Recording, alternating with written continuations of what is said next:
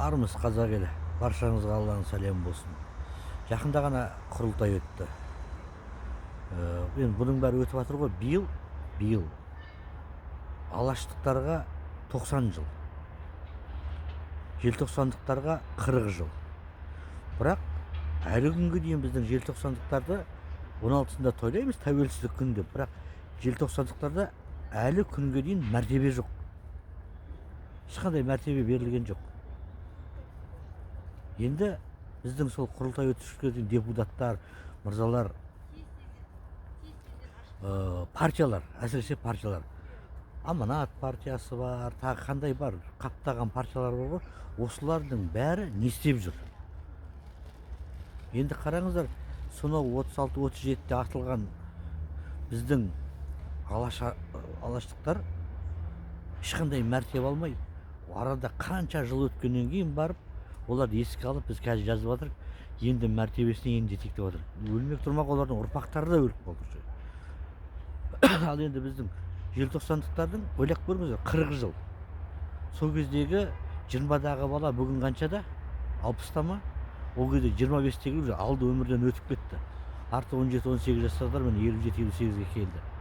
Біз тек қана өлгеннен кейін, оның өзін арада 100 жыл өткеннен кейін жасауымыз керек па? Сөйтеміз де біз ұялмай депутаттар, отырған жағы партияшылар, халықтың қамын ойлап жатқандар, өз алдарына құрылтай өткізіп жатқандар, тек қана бәрі дар, қарынның адамдары, палатада отырғандар, парламентте отырғандар.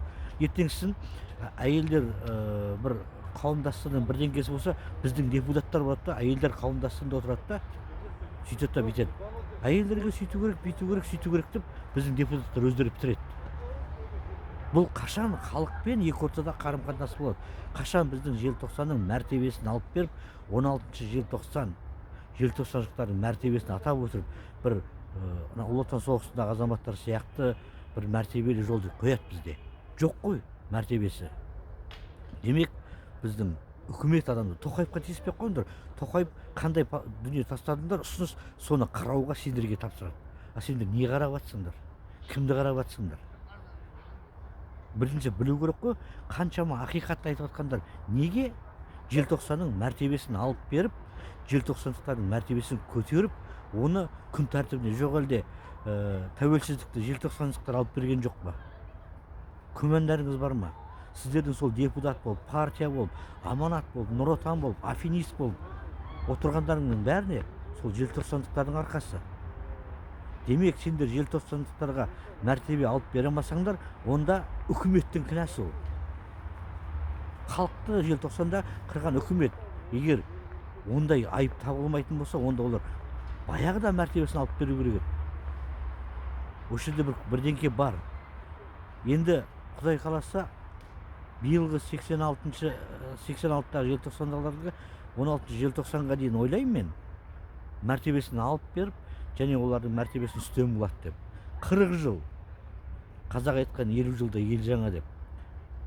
Арғы азаттықтар емес. Мына тұрған желтоқсандықтарды ұмытып қалатын болдық қой. Олардың мәртебесін үстемдейтін күндеріңіз қашан болады? Ұялсаңдаршы кішкене үкіметте отырып, әйел азаматтарды 60-қа дейін, ананың 70-ке дейін пенсиясын көтеру керек, бүйту керек, қазақтың мәртебесін көтеріп, тәуелсіздікке жеткізген, тәуелсіздіктің қадамын қан төккен азаматтардың мәртебесін ала алмай тұрып, қайбеттеріңмен сендер құрылтай жасап, қайбеттеріңмен сендер депутат болып, қайбеттеріңмен партия болып отырсыңдар.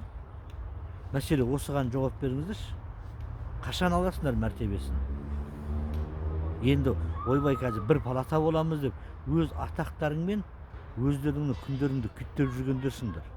Егер шыншылдық болатын болса, баяғыда желтоқсанның мәртебесін алып, онда дүрілдетіп тұрып Қазақстанның бұрыш-бұрышына шығарып беріңдер. Әй, жақсы болмайсыңдар төбе. Өйткені ертеңсін сендердің депутаттар палатасы және Аманат партиясы сияқты тағы да қанша партия бар, аналарының туған күнін, балаларыңның туған күндерін палатада айтып отырасыңдар. Бірақ қан төгіп, қан бергендер айтпайсыңдар. Өйткені сендер тек қана ұрлыққа ғана бекінгенсіңдер. Үкіметтің басына Тоқаевқа немесе премьерге тимей қойыңдар. Комитетке де тимей қойыңдар. Олар қандай тапсырманы сіздер ұсынасыңдар, сол тапсырманы шешеді. Демек сендер керек емес ондай дүние. Сендерге ақша жеудің жолы керек, атақ алудың жолы керек. Және мен қазақпын, мен сендерді ұмытып қалдық, сендер депутатсыңдар ма, жоқ әлде партиясыңдар ма, жоқ құрылтайшыларсыңдар ма, қайсы екендерін білмей қалдық. Бірақ енді бәрін қосқанда афинист деген дүние шығады да, аферист емес, афинист деген. Бар болыңыздар ағайын.